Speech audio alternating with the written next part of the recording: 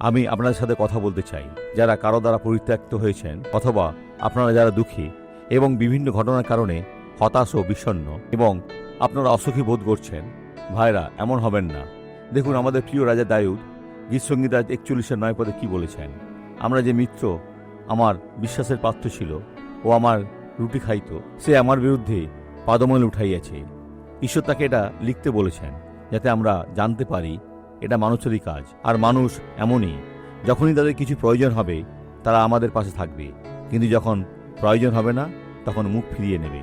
কিন্তু প্রভু নন, না, প্রভু সর্বদা আপনাদের সঙ্গে থাকবেন। আপনি কি প্রতারিত হয়েছেন, মনমরা হয়েছেন বা এ নিয়ে বিরক্ত? ঈশ্বরের কাছে আর্তনাদ করুন, তিনি আসবেন আপনার প্রয়োজনীয় সবকিছু দিতে এবং আপনি আশীর্বাদের উৎস হয়ে উঠবেন। সকলে তা দেখবে, কারণ আপনি সর্বশক্তিমান ঈশ্বরের উপর বিশ্বাস রাখেন। আসুন আমরা প্রার্থনা করি। পিতা, আমরা এখন প্রার্থনা করি আমাদের বিশ্বাসকে একত্রিত করে সকল মানুষকে আশীর্বাদ করতে।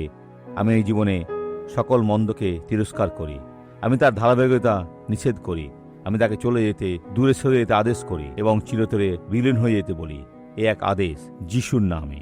আর আপনি বলুন, আমি বিশ্বাস করি। ঈশ্বর আপনার মঙ্গল করুন।